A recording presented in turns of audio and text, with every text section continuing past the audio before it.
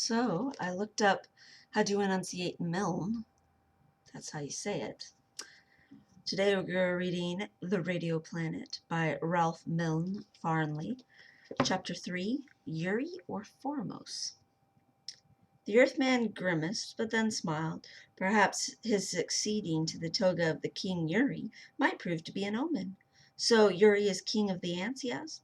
Yes, his captor replied, for Queen Formus did not survive the trip across the boiling seas. Then what of your empire? Miles inquired. No queen, no eggs. How can your race continue? For you Formians are like the ants on my own planet, Minos. Doggo's reply astounded him. Do you remember back at Watusi, I told you that some of us are lesser Formans that had occasionally laid eggs? So now behold before you Doggo, Admiral of the Formian Air Navy, and mother to the new Queen Formus. This was truly a surprise. All along Cabot had always regarded the Formians as mannish, and rightly so, for they performed in their own country the duties assigned to men of the Cupians. Furthermore, all Formians, save only the reigning Formian herself, were called by the Porovian pronoun, which corresponds to he in English. When Miles had somewhat recovered from his astonishment, he warmly congratulated his friend by patting him on the side of the head, as is a Porovian custom. Doggo, he wrote, this ought to constitute you as a person of some importance among the Formians. It ought to, the Ant-Man replied, but as a matter of fact it merely intensifies Yuri's mistrust and hatred of me. Now I am mother of the Queen, he fears that I may turn against him and establish Formus in his place at the head of an empire with the Formians, by the Formians, and for the Formians exclusively. Well, why don't you? Miles wrote. Seemed to him to be a bully good idea, and incidentally a solution to his own difficulties. But Doggo wrote in horror. It would be treason. Then tore up all the correspondence. It is difficult to inculcate the thought of independence in the mind of one reared in the autocracy. The Earthmen, however, persisted.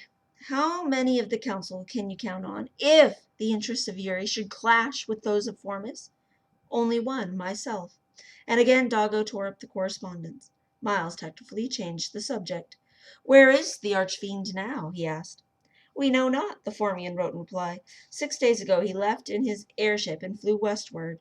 When he failed to return, we sent out scout planes to search for him, and we've been hunting ever since. When we sighted you on the beach this morning, we thought you might be the lost leader, and that is why we landed and approached you. At about this point the conversation was interrupted by a worker ant who brought food, roast alta, and green aphid milk. With what relish did the Earthman plunge into the feast, his first taste of Porovian delicacies in many months. During the meal, conversation lagged, owing to the difficulty of writing and eating at the same time. But now Miles Cabot seized his pad and stylus and wrote, Have you ever known me to fail in any undertaking on the planet Poros? No, the Ant-Man wrote in reply. Have you ever known me to be untrue to a principle, a cause, or a friend? No, Doggo replied. Then, Miles wrote, let us make your daughter queen, in fact as well as in name.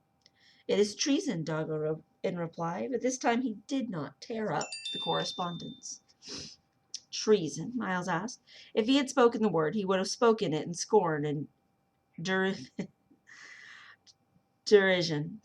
Treason? Is it treason to support your own queen? What has become of the national pride of the once great Formians? Look, I pledge myself to the cause of Formus, rightful queen of Formia. Formus, daughter of Doggo. What do you say? This time he tore up the correspondence, but Doggo sniffed an affirmative, and thus there resulted a further correspondence. Doggo, Miles wrote, can you get to the antenna of the queen? The Ant-Man indicated that he could. If she has inherited any of your character, Miles continued, she will assert herself if given half a chance. So the Pitmanesque conversation continued. Long since the past... Oh my gosh, I'm sorry, my eyes are really bugging me. Long since the pink light of the Porovian evening faded from the western sky, the ceiling vapor lamps were lit.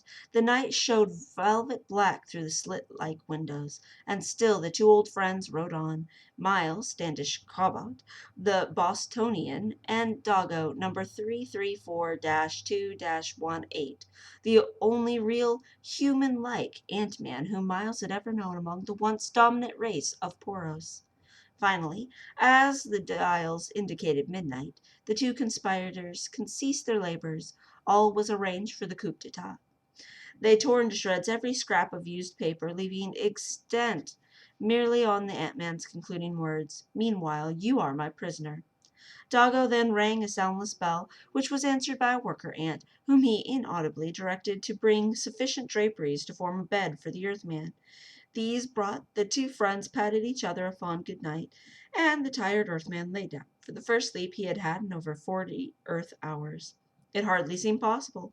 Night before last he had slept peacefully on a conventional feather bed in the New England farmhouse. Then had come the SOS message from the skies, and here he was now, millions of miles away through space, retiring on a matted silver felting of the concrete floor of a Porovian ant-house. Such are the mutations of fortune. With these thoughts, the returned wanderer lapsed into deep and dreamless sleep. When he awakened in the morning, there was a guard posted at the door. Doggo did not show up until nearly noon, when he rattled in, bristling with excitement. Seizing a pad, he wrote, "A stormy session of the Council of 12. We are all agreed that you must be indicted for the high crimes and misdemeanors, but the great question is just what can we charge you with?" "Sorry I can't assist you," the Earthman wrote. "How would it be if I were to slap your daughter's face or something? Or why not try me for general cussedness?" "That is just what we finally decided to do," the Ant-Man wrote in reply. "We shall try you on a general principle, and let the proper accusation develop from the evidence. At some stage of the proceedings, it will inevitably occur to some member of the council to suggest that you be charged with treason to Yuri, whereupon two members of the council, whom I have won over to the cause of my daughter, will rise, and they will raise objection that Yuri is not our king. This will be the signal for proclaiming of the queen, Formus. If you will waive counsel of the trial, can take place tomorrow." "I will waive anything," Miles replied. "Council, immunity, extradition, anything in order to speed up my return to Cupia, where Lilla awaits in some dire extremity." "All right," Doggo wrote, and the conference was at an end. The morrow would decide the ascendancy of Miles Kabat or Prince Yuri over the new continent.